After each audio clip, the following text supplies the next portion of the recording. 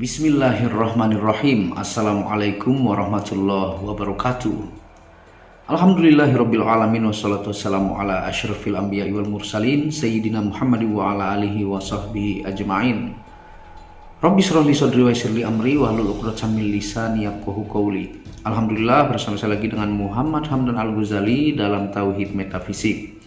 Nah, kita ganti background ya. Tadi kita di atas, sekarang di bawah. Kita lanjut ke NKH episode 21. Yaitu ngaji kenyataan hidup, ngaji bagaimana kita mencocokkan dalil dengan apa yang kita alami yang disebut ilmu rasa, dan melihat kelakuan orang-orang yang tidak baik, melihat kelakuan orang-orang baik, memfilter dengan mata kita sendiri, real merasakan apa yang benar-benar terjadi yang sesuai dengan agama yang kita yakini. Nah, pada kesempatan yang berbahagia ini, yang judulnya adalah sok suci, menghina menghakimi orang seperti tak punya aib dan dosa. Hati-hati, nanti aibmu dibuka oleh Tuhan. Nah, tonton video ini sampai selesai supaya Anda mengerti, tidak gagal paham dan tidak menjadi fitnah karena kegagalpahaman Anda. Nah, sering kita melihat ya, ketika dia sudah punya mungkin gelar, ataukah mungkin dia orang yang hebat, ataukah mungkin dia orang-orang yang memiliki kasta yang lebih tinggi, orang-orang yang memiliki jabatan tertentu ya, ataukah mungkin orang biasa itu menjudge orang, menghakimi orang itu luar biasa ya. Seperti yang saya bilang, semut di seberang sungai, dia lihat begitu jelas antena semutnya, mata semutnya, hidung, kaki, ekor semutnya semua kelihatan sangat jelas, tapi di depan mata gajah tak kelihatan ya. Nah, ini yang paling banyak terjadi, sehingga Tuhan pun melarang untuk menjudge seseorang itu, karena hanya Allah lah yang berhak. Anda tidak tahu luar dalam orang tersebut ya. Hal ini banyak terjadi, kita lihat di sekitar ya. Misalnya kasus Ferdy Sambo yang viral ya. Beliau itu ya dijudge oleh seluruh orang, seolah-olah itu si pengejudge ini tidak pernah punya aib dan dosa. Menghina orang seolah-olah dia manusia terkutuk ya. Memang dia melakukan hal keburukan. Setiap manusia itu tidak luput dari dosa. Bahkan Muhammad sendiri pernah salah. Makanya sampai turun surah Abasa itu teguran untuk Muhammad yang pernah salah, apalagi seperti kita. Nah, jadi kalau Anda benci kepada seseorang, jangan benci banget ya, secukupnya saja ya. Kalau bisa jangan benci, karena kayak Anda nggak punya dosa saja, atau kayak Anda nggak punya aib saja. Nah, Anda menghina Ferdy Sambo sejadi-jadinya, digoreng oleh media, sehingga Anda menghina, mencaci maki, seolah-olah Anda tidak punya aib dan dosa. Bayangkan, manusia yang disebut insan kamil sempurna saja seperti Rasulullah punya salah. Nah, hati-hati Anda menghakimi, menjudge orang. Kasus seperti Ferdy Sambo atau orang-orang yang diviralkan di dunia ini itu karena menurut saya adalah karma yang terlalu penuh ya. Ibaratnya tabungan karmanya ini udah terlalu penuh, udah hitam banget, sehingga Tuhan dan alam semesta ini bekerja dengan hukum alam semesta membuka aibnya tersebut ya. Jadi kelakuan baik akan menjadi double baik, begitu pula buruk akan dibongkar oleh Tuhan. Apalagi sudah penuh ember karma hitamnya, maka dibongkar sejadi-jadinya. Di dunia ini semua orang tahu. Dan ingat, kita semua punya aib ya. Kita semua punya dosa. Jadi jangan Anda sok suci. Jangan Anda merasa diri Anda paling benar, paling selamat, kecuali Anda menunjukkan bahwa Anda sendiri yang punya surga dan neraka ya. Baru Anda boleh jelas-jelas Anda punya surga dan neraka tersebut. Tapi kalau hanya hak Allah yang memberikan, terserah mau Allah kemana surga dan neraka itu, maka jangan sok-sok menghakimi atau menghina orang. Berpikir dulu sebelum berbicara. Kalau Anda terus seperti itu, takutnya nanti gantian Anda yang aibnya dibongkar oleh Tuhan. Nah, semua punya kesempatan yang sama sesuai kadar hitamnya. Maka pada titiknya, kalau Anda menanam, menghakimi, semua itu juga akan kembali kepada Anda, ya. Jadi tidak ada yang tahu siapa yang dapat surga dan neraka. Bahkan banyak kisah ulama wali-wali yang pada akhir hidupnya itu masuk neraka. Banyak preman-preman yang pada akhirnya hidupnya itu mendapatkan surga. Semua hamba Allah ini disayangi sama oleh Tuhan. Ketaatan dan keimanan Anda itulah yang membuat Anda selamat. Dan ulah-ulah manusia itu sendiri yang membuat dia juga masuk neraka. Jadi sayang Tuhan itu sama, ya. Sama ibaratnya Tuhan itu menitipkan ridhonya kepada orang tua, karena yang langsung interaksi keseharian, perjalanan hidup, susah, perih, manis dan sebagainya itu bersama orang tua Anda, sampai dititipkan ridollahu fi ridol walidain suhtillam fi suhtil walidain. Jadi tidak ada manusia suci, ya. Tidak ada manusia suci. Kita ini yin dan yang, ada hitam dan putihnya. Sejahat-jahat orang ada titik kemuliaannya. Sebaik-baik orang ada unsur hawa nafsunya juga. Nah, tinggal yang mana diasah. Kalau diasah sisi putihnya, melakukan kemuliaan hal-hal baik, jujur, ya, tidak menyakiti hati orang lain, tidak pelit, tidak rakus, tamak, maka benih-benih putih itu akan menyelimuti kita punya hati, dada, ya. Nah, itu Anda pilih pergaulan yang positif income di pikiran kita, menambah hal-hal putih di dada kita, sehingga kebiasaan melakukan hal baik itu akan membawa kita selamat, ya. Itu juga belum tentu. Yang penting ikhtiar memasukkan hal-hal putih, sehingga yang kita lakukan adalah hal-hal yang putih. Nah, kalau orang memilih menumbuhkan hal-hal hitamnya, ikut di pergaulan hitam, di pergaulan penjudi, perampok, ataukah hal-hal mungkar, maka titik hitam itu makin bertumpuk, sehingga menjadi kebiasaan, dan kebiasaan itu kebanyakan pada akhirnya meninggal dalam su'ul khotimah. Nah, kebanyakannya itu hitam jadi hitam, putih jadi putih, ya.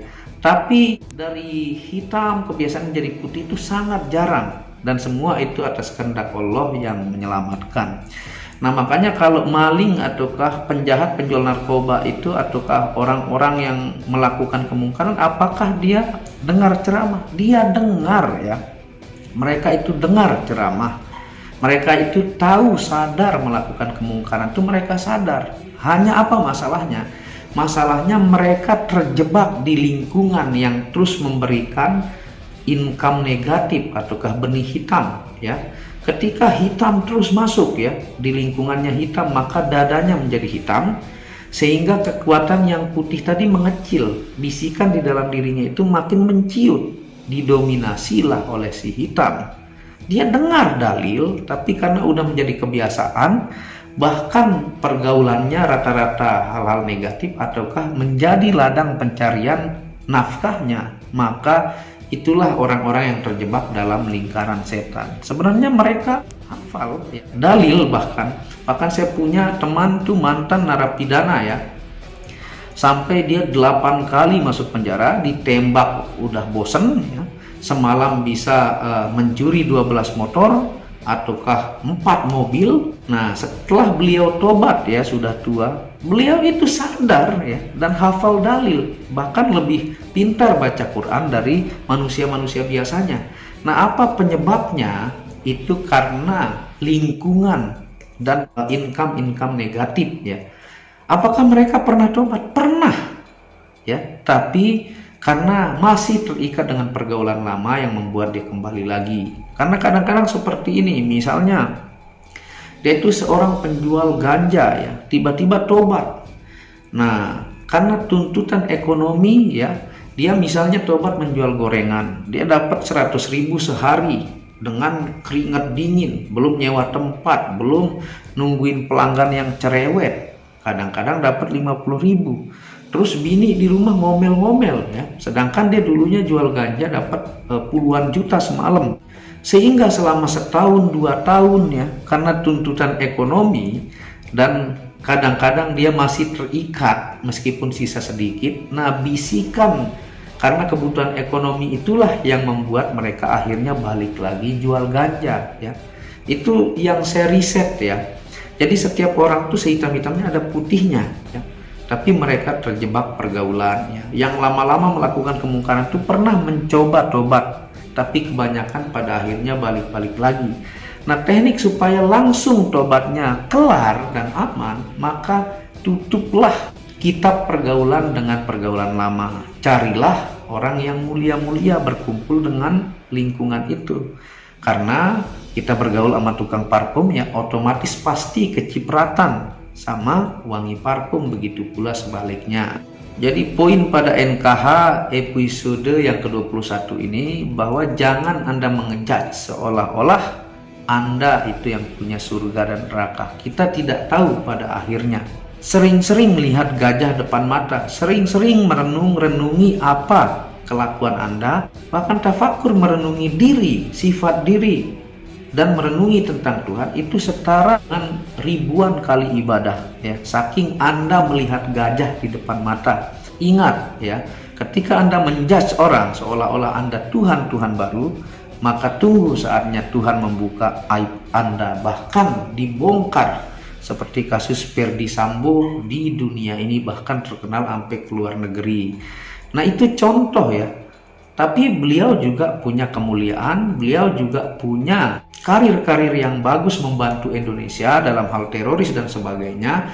Jadi itu adalah contoh ya, supaya kita mengurangi karma-karma hitam, menumpuk karma-karma putih, supaya kita selamat dunia dan akhirat ya. Kita berjuang bersama-sama. Nah, apabila ada salah kata itu murni dari kebodohan saya sendiri, apabila ada benarnya itu datangnya dari Allah ya. Mendukung channel ini untuk mengembangkan dengan mengklik tombol merah subscribe gratis dan lonceng notifikasi gratis, tidak ada ruginya. Wabillahi taufiq wal hidayah. Wassalamualaikum warahmatullahi wabarakatuh. Tauhid Metafisik Produk menjual baju-baju sufi sebagai pengingat kemurnian batin diri dan batin orang lain yang melihatnya, menyebarkan virus-virus cinta ketika memakainya dimanapun berada. Tersedia semua jenis ukuran, baik laki-laki dan perempuan, ukuran panjang dan pendek. Harga promo murah dengan kualitas cotton dan sablon terbaik. Kontak admin WhatsApp 0858 1688 0424. Inilah review baju sufinya. Baju sufi yang pertama, logo Tauhid Metafisik, lambang Tauhid. Yang di belakang yang ada hanya satu.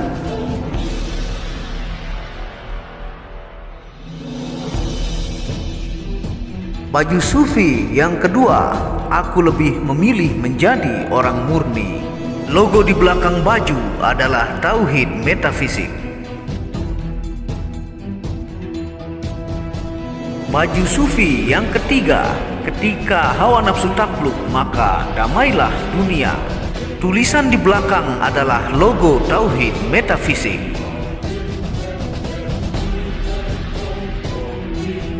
Baju sufi yang keempat, aku patah hati pada fananya dunia. Tulisan di belakang baju adalah logo Tauhid Metafisik. Baju sufi yang kelima, suara nuranimu bersih dan murni. Tulisan di belakang baju adalah logo Tauhid Metafisik.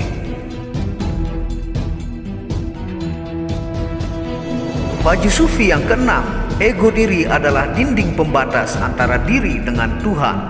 Tulisan di belakang baju adalah logo Tauhid Metafisik. Segera pesan baju-baju sufi, stok terbatas. Terima kasih.